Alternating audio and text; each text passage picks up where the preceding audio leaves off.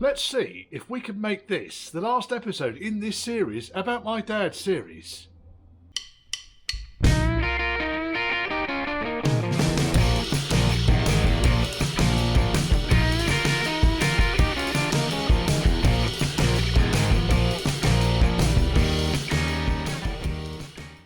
And of course, before we do, please check you're subscribed. And if you're not, why not? If you think you are, check.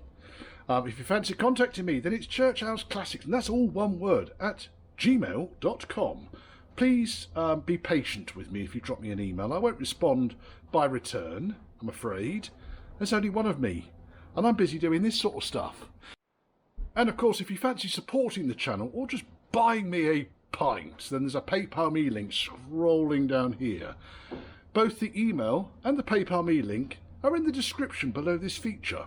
Enjoy. Well, that's a bit different, isn't it? We've got lights back on the front again. I still need to paint, I know. So, I've got everything all wired up now. Battery's back in. I need to put some oil in it, and I'm going to sort the heater hoses out today. But, dun dun dun dun dun dun dun. Sidey lighties, they're nice and bright. Oh yes. And then dippy lighties.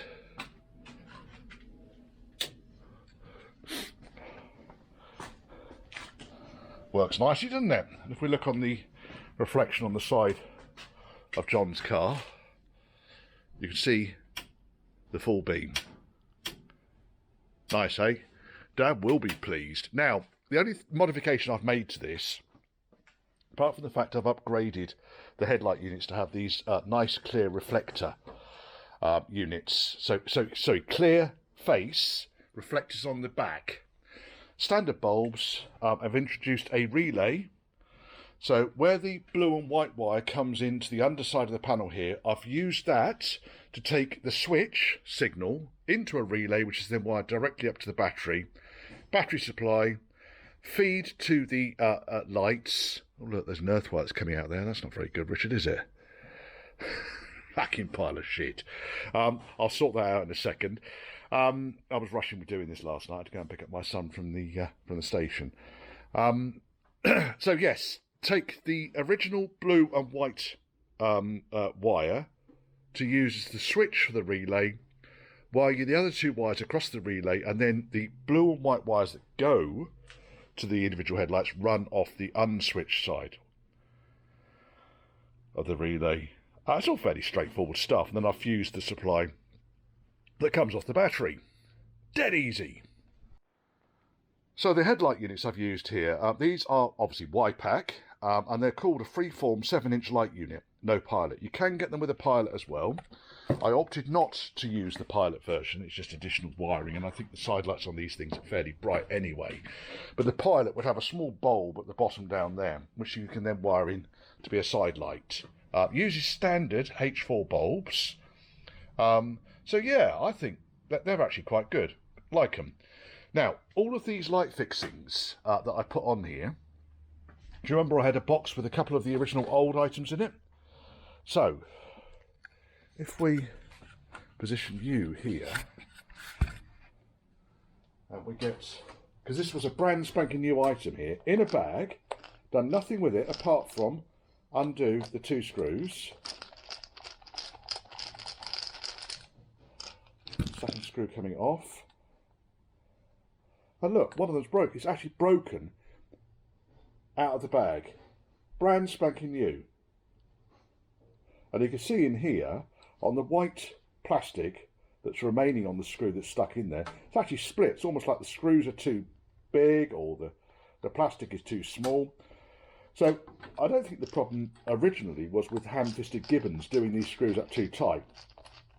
I just think these were shit, which is a bit of a shame really, isn't it? Now, the replacements I've got all came from one supplier, and they've got these part numbers. So they come from Paddock Spares. Look, they've got the original RTC part numbers on them. So the new items I bought from Paddock Spares are significantly improved over and above the cheap nasty shite that we bought years ago when we did the chassis replacement. And this is the kind of the last of those items. Look exactly the same.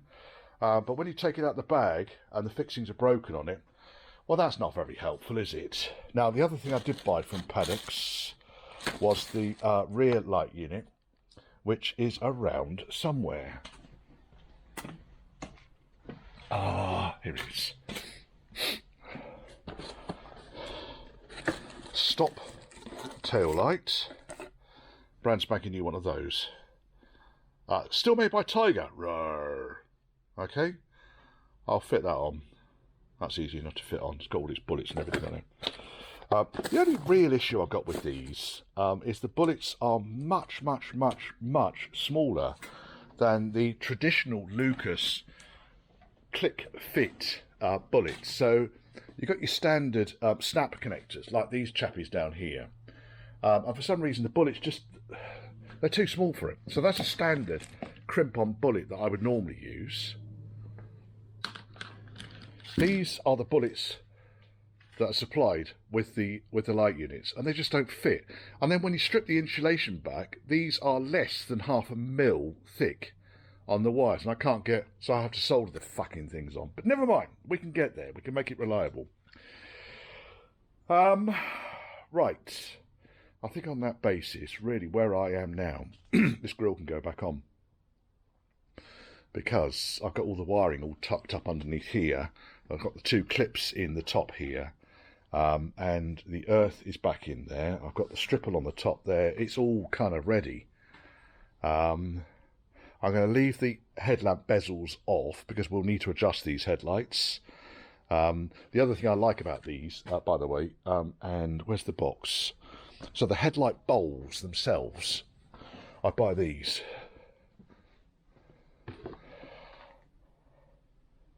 They're about 5 million times better than the plastic ones. These are metal bowls, and also they come in this nice burger paper. Look at that. I think I've done that joke before in another video.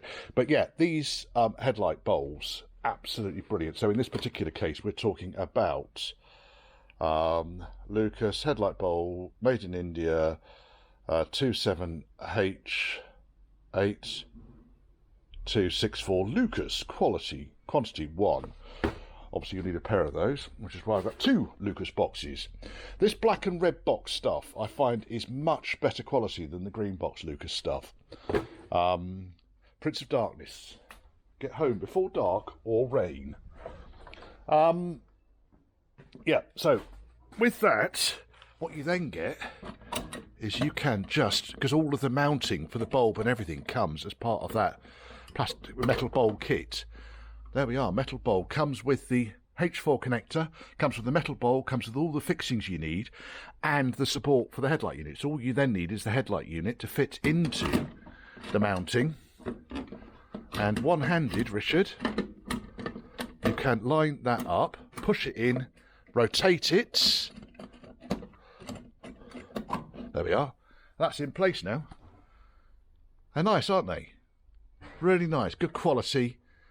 And then obviously you use these screws as your adjustment.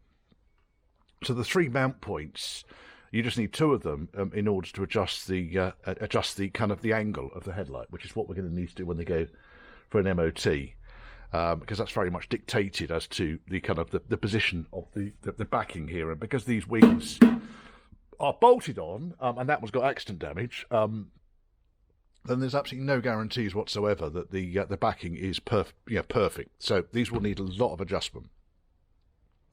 And then the other conundrum I had was, which one of these would you have as the indicator? Now, I googled it, because just out of interest, out of a perverse interest, I googled it. Land Rover Series IIa and Series 3, and the number of cars that have the indicator up here and the side light down there equals the number of cars that have it in this orientation. And what kind of made my mind up, because that looks better. I mean, the bottom one, I've not got the amber lens on it yet, but it will be an amber lens.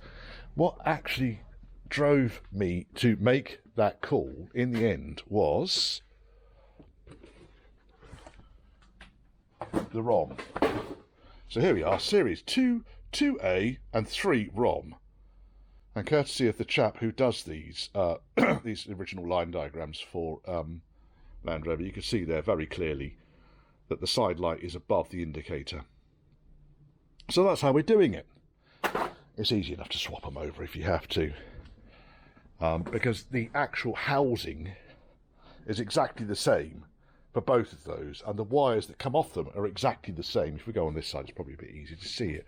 But we've got a black and a red wire comes off each of them, and all I've done is I've wired one into the indicator circuit and one into the side light circuit. Right, and then these nice amber lenses are going to go on there, not doing the screws up too tight, and we are then more or less done on the front end here. Just need to put the screws through the front panel here, hold that in place, and then I think my next trick on here is going to be putting all these heater hoses on. So I've got a pile of heater hoses, then I need to put some oil in the engine, connect up the vacuum, and see if it starts. Right, so been going through putting fluids and everything in, and going just basically topping everything up. So the gearbox was empty, the transfer box was full, but I drained it and changed the fluid in it. I have sealed the hub on the driver's side, filled the swivel, not done the axle yet, I'm going to do that next, and then I can kind of, I want to move the car out in order to do this side, because I really do not fancy squeezing myself down in between my dad's car and L95 in order to do this. The other thing I need to do is just tighten up the nuts on the back, put the hubcaps on, fill the back axle up with oil. Then I can move it. I'm going to leave the door off while I move it, because it's going to make life just that little bit easier to manoeuvre things around. But what we really need to do, oh, the other thing I did is I put the plate up there. So I just positioned a plate, flickering light, sorry about that folks, positioned a plate up against the inner wing and just protected the underside of the brake master with a nice bit of checker plate. Look at that, beautiful, beautiful bit of checker plate. Right, so that's that. I think we're more or less ready to see if we can't get oil pressure out of this thing. So I have changed the filter. Interestingly, when you put the filter into one of these things, because it's a cartridge filter, it's a paper or a metal filter that goes into a metal can. Now, underneath the filter there should be a bloody great spring, sorry, bloody great washer, and there was. And underneath that, and between that and the bottom of the can, should be a spring. There wasn't. The spring was actually above the big washer, so there was no way was the filter being pushed against the underside of the filter housing, and therefore there was no way was the oil being filtered. It was also a cheap and nasty filter that was fitted anyway, so I've sort of suggested to Dad that perhaps he doesn't use those boys anymore. Same clowns, unfortunately, they did the MOT. Right, perhaps we'll edit that bit out. I've fitted a brake warning light switch, and it's just about to get biblical. Big raindrops. Making a lot of noise. Right, let's see if we can't get oil pressure. It might start, I don't know. It might not start. There is no brains not working. There is no fuel in it at the moment. Right, so we're going to crank.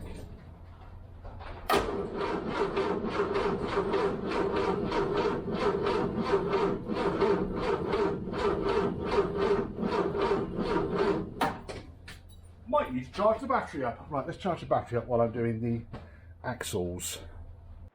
Right, so I've topped up the cooling system.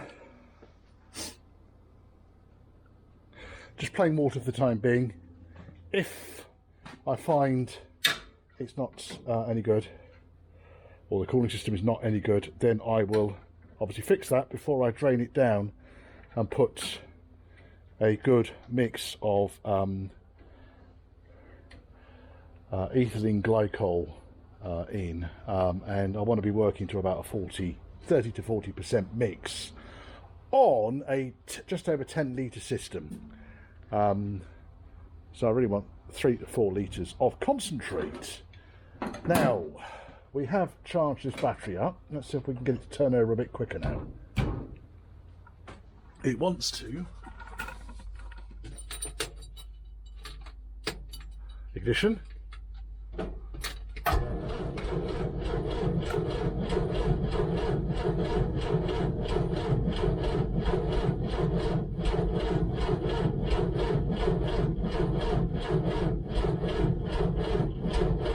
It's not the fastest starter motor in the world, is it?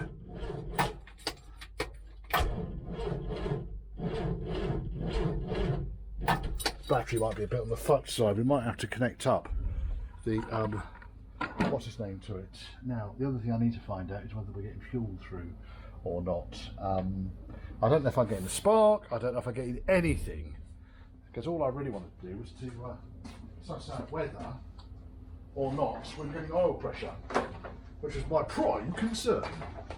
So let's plug in the old starter charge.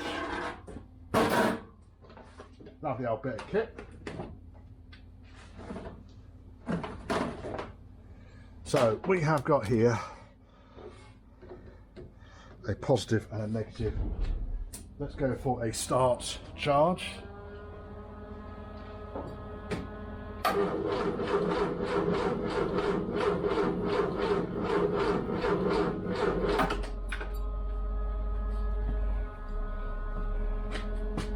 smell fuel.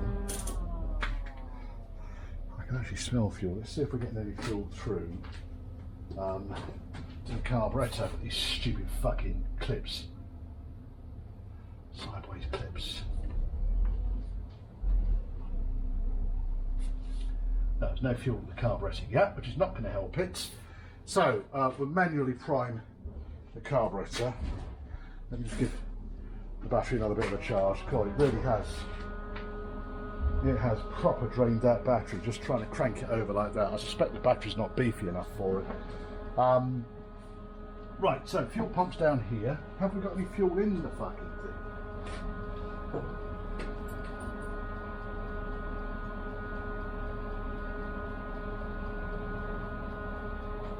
Yeah, not enough.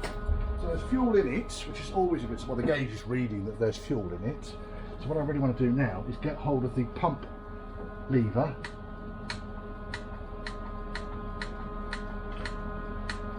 There we are, fuel. Great. So we're getting fuel.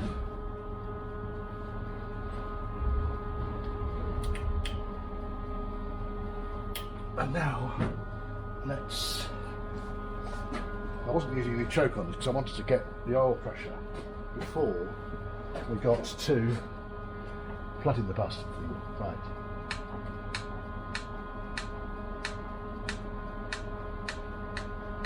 What I might need to do is just take the what's his name off, the air filter off, and see if that helps it. Right, let's just see if we get any action out of it this time.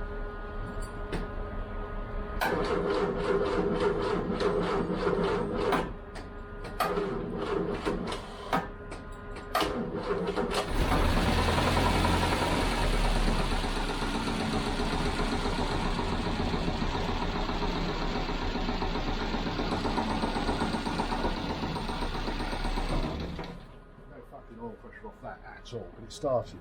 Why are we getting no oil pressure off it?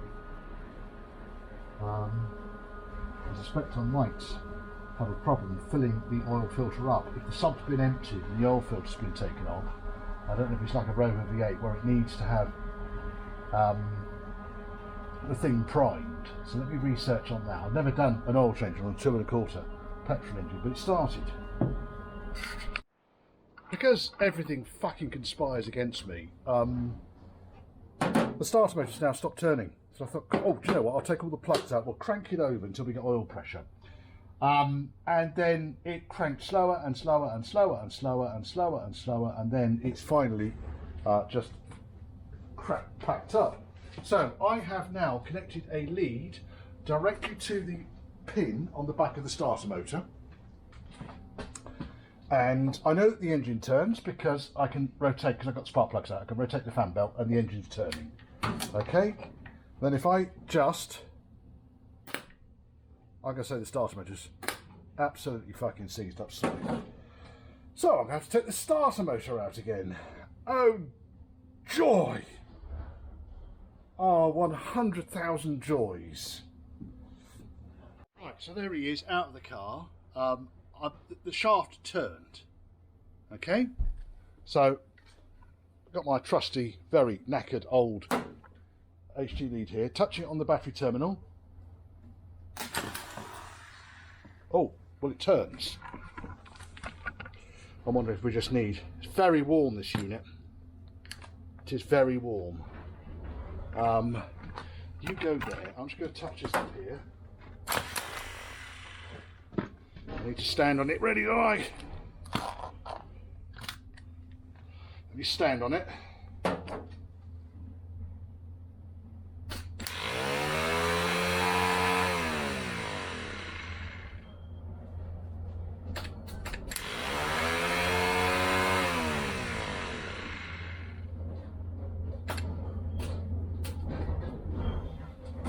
It's not consistent, is it?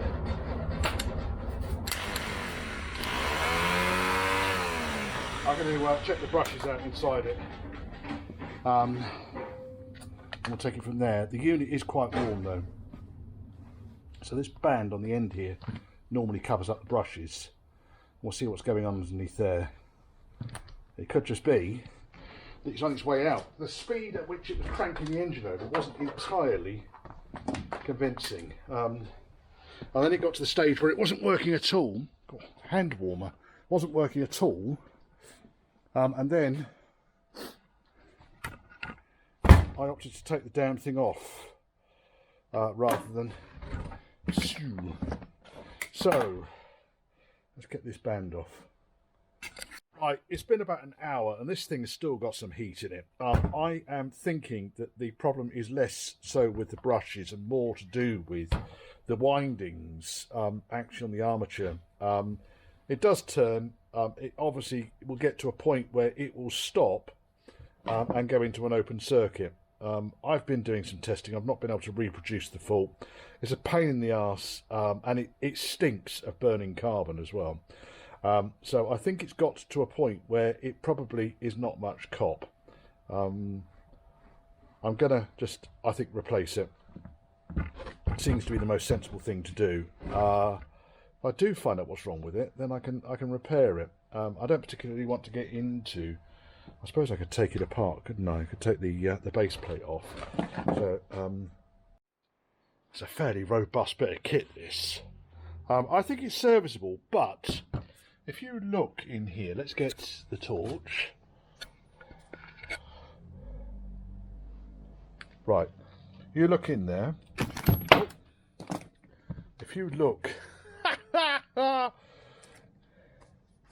in there, you can see this brush up here is more or less fully extended and worn out. The other three are about the same sort of length. So it would strike me that one of the brushes has worn out, which is why it's severely lacking in power. So the other thing I noticed on this thing, it's got quite a lot of corrosion and a lot of dust around the windings here. Now I can check the continuity on the windings and make sure that they're all behaving themselves, but there's a reasonable chance that this thing, at getting on for 60 years old, it probably needs a full refurbishment. The contact ring, this bit here, is also heavily worn. It's more or less worn most of the way through.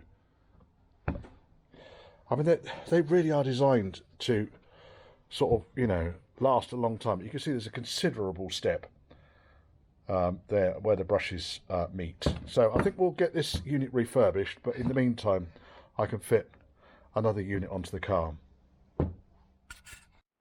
Here's one of those things that really gets on my fucking tits, if I may be so bold. Now, brand spanking new starter motor, green box of doom. Okay, it's back out of the car again, because it works, and then it doesn't work, and then it works, and then it doesn't work. Right, so, works, works, Works. Doesn't work. Rotate the pinion. A 1/16 of a turn.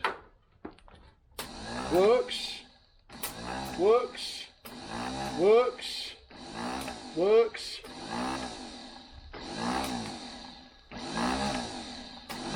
It's going to work every fucking time now, you watch. Stop working. Rotates. That much. Cunt. Fucking an hour I've wasted on that piece of shit. Fuck's sake. I know what's going to happen when I send this thing back, and they're going to say, oh no, it functions beautifully on the bench. No, it doesn't. So we have, what I've been doing is I've marked with Tipp-Ex more or less where the fault occurs. So nothing.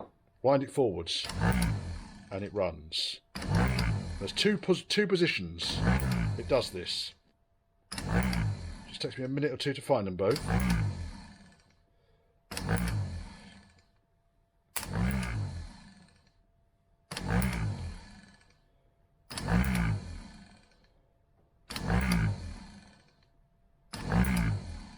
It'll get there in a second. There's the other one. Right. So we've got two positions. Okay. So I've marked it on the two anchors. And again, rotate half a turn. Works beautifully. Now I can more or less now go around to each of these positions. There's one. Nothing. There's the other. Nothing. One pole is out completely. You fucking fuck. And they'll say, oh, that works beautifully. Which is also why, when it went on, I was having struggles with it, actually getting nothing. And then move it that much and works. As soon as the brush goes onto the next pole, nothing, and move it a millimetre, it works. So yeah, that's going back. Annoyingly, really annoyingly, they've fucking closed up shop, and they also order this bastard in specially for me as well. So this is going back. Not happy, really not happy, really not happy. Luckily I kept all the packaging. Now what's equally annoying is I kind of wanted this thing out of the fucking workshop, but it's not happened.